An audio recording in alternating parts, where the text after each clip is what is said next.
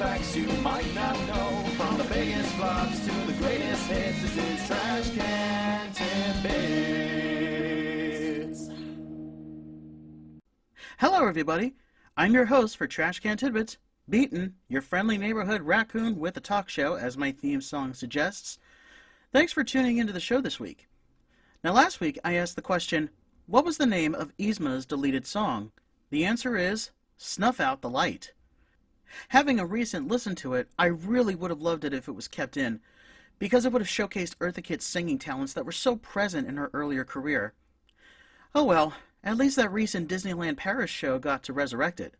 The song is also present in the deleted scenes of The Emperor's New Groove as well, so there's that. Now, with that address, let's get started with fact number 1.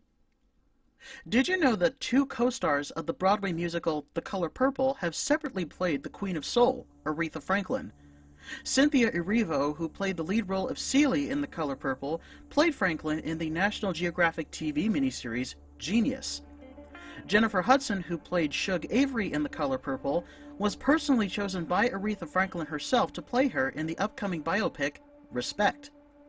Both actresses are known for their powerful voices and acting chops, so it was no wonder that they would both get a chance to play the legendary singer. Fact 2. Did you know that prior to Batman Forever, the character of Two-Face had never been portrayed in live action before?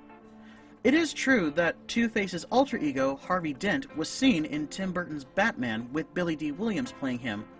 The original plan was to have Williams come back to play Two-Face. Once Joel Schumacher got on board, though, he ended up buying out Williams' contract and cast Tommy Lee Jones, who had just won an Oscar for The Fugitive, as Two-Face. That portrayal ended up being less than memorable, to be honest, because looking at Jones, he was essentially copying Jack Nicholson as the Joker. Billy D. Williams would finally get to play Two-Face over 2 decades later in the Lego Batman movie.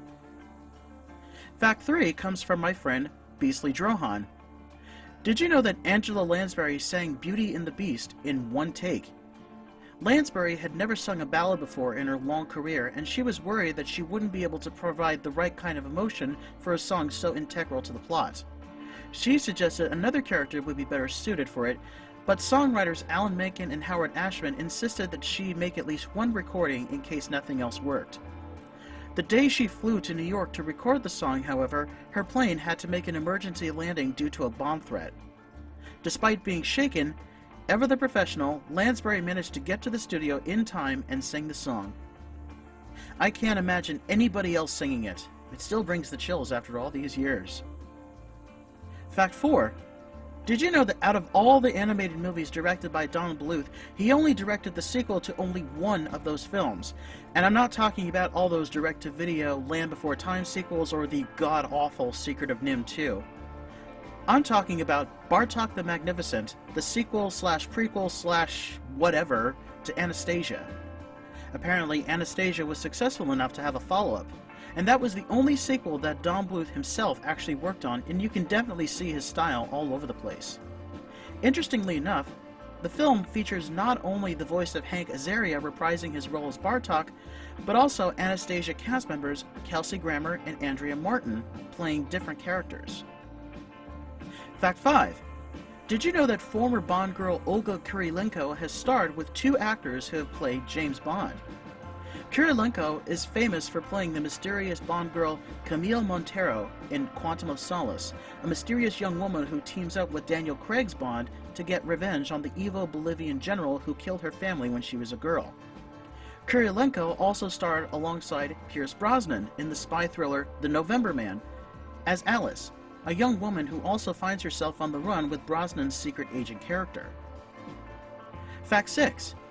Did you know that due to the success of The Sound of Music in 1965, 20th Century Fox, the movie studio that made it, tried to duplicate the success with more big-budget movie musicals, with no success?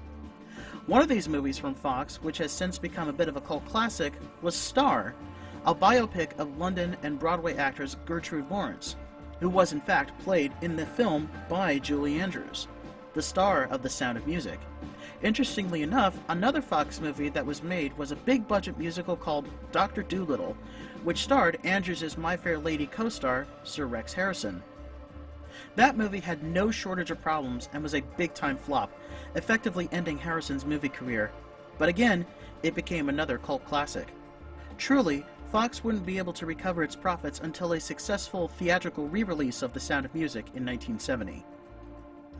Fact 7. Did you know that during Christopher Reeve's first audition for Superman, you could actually see the sweat stains under his armpits? Apparently, Reeve was so nervous before the cameras rolled before his first screen test that when he tried on a makeshift Superman costume, he sweated so profusely that the entire top half of the costume was wet, and the sweat stains actually show up on camera. But when he said his first line as Superman, which was, "Good evening, Miss Lane," everybody knew he was the one. Bonus fact, one of the actresses who screen tested for Lois Lane alongside Reeve was Leslie Ann Warren, who already played the role in a made-for-TV movie based on the short-lived Broadway musical It's a Bird, It's a Plane, It's Superman. Sadly, though, she didn't get the role. Fact 8. Did you know that Super Mario Bros. 2 was originally not intended to be a Mario sequel? The original Japanese release of Super Mario Bros. 2 was released for the Famicom Disk System in Japan, and was just too hard for the more casual gamers of the United States. Nintendo of Japan wisely took a look at another game they released called Yumi Kojo Doki Doki Panic, and substituted its 4-player character roster with Mario, Luigi, Princess Peach, and Toad. This game would be the one to give each character a defining trait. For example, Luigi could jump higher, and Peach could hover in the air using her dress as a parachute.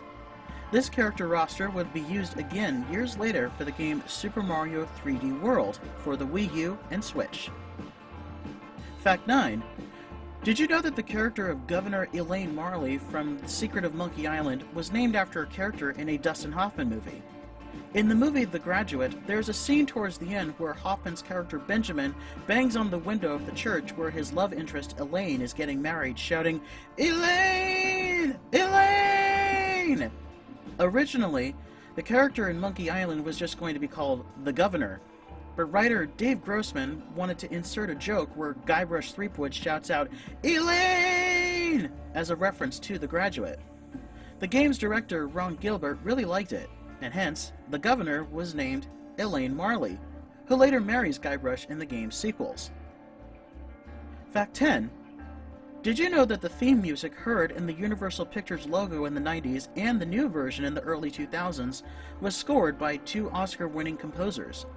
To begin with, the music jingle that was heard in the Universal logo from 1990 to 1997 was scored by James Horner, a legendary movie veteran whose credits include the likes of Star Trek II, Casper, How the Grinch Stole Christmas, and of course, his Oscar win for Titanic. The Universal theme changed its music in 1997 and was done by another legendary composer, Jerry Goldsmith. Goldsmith scored many, many films, including Star Trek the Motion Picture, The Secret of NIMH, The Mummy, Chinatown, Patton, Planet of the Apes, and an Oscar win for The Omen. Goldsmith's arrangement got a facelift in 2012 when the studio celebrated its 100th anniversary courtesy of composer Brian Tyler, who reorchestrated it to include a full-sized choir, making it truly something that has universal appeal. And here's this week's trivia question. The theme songs for each of the Kingdom Hearts games have had an emotional effect on its players. From the sweeping Hikari/Simple and Clean in Kingdom Hearts 1 to Sanctuary/Passion in Kingdom Hearts 2, each game tells a grand story with its music, and each song has been utilized in its own unique way. Not to mention getting the services of a certain famous Japanese singer to lend her voice to each of these songs. My question to you is, which Japanese recording artists sang the theme songs to the Kingdom Hearts franchise? And there we go for this week. I hope you enjoyed this list, and special thanks again to Beastly Drohan for providing that neat tidbit about Beauty and the Beast. Stay tuned for more fun trivia, and please don't forget to like, subscribe, share, and ring the bell for future video notifications. Thanks for watching, and I'll see you next time.